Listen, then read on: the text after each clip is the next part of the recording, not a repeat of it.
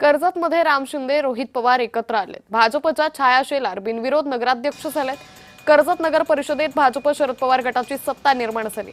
अहिल्यानगर जिल्ह्यातील कर्जत नगर परिषदेच्या राजकारणात मोठी घडामोड घडली आहे। भाजपचे विधान परिषदेचे सभापती राम शिंदे आणि शरद पवार गटाचे आमदार रोहित पवार विकासाच्या मुद्द्यावर एकत्र आल्याचं चित्र पाहायला मिळतंय।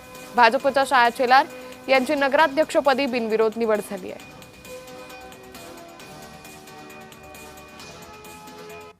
राष्ट्रवादी पक्षाचे नगरसेविका यांच्या पाठबळामुळे मी आज बिनविरोध नगराध्यक्षाची भूमिका पार पाडली आहे, निवड झाली आहे। त्याबद्दल मी राम शिंदे साहेबांचं, रोहित पवारांचं आणि माझ्या समस्त सहकारी नगरसेवकांचं खूप खूप आभार मानते।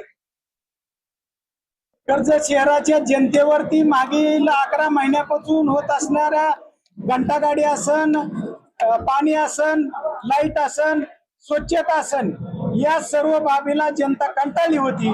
म्हणून राष्ट्रवादी काँग्रेसने हा दिलेला पाठिंबा कर्जत शहरातील जनतेच्या विकासासाठी या ठिकाणी आमदार रोहितदादा पवार यांनी या ठिकाणी हा पाठिंबा भारतीय जनता पार्टीच्या छायाताई शेलार यांना या ठिकाणी दिला।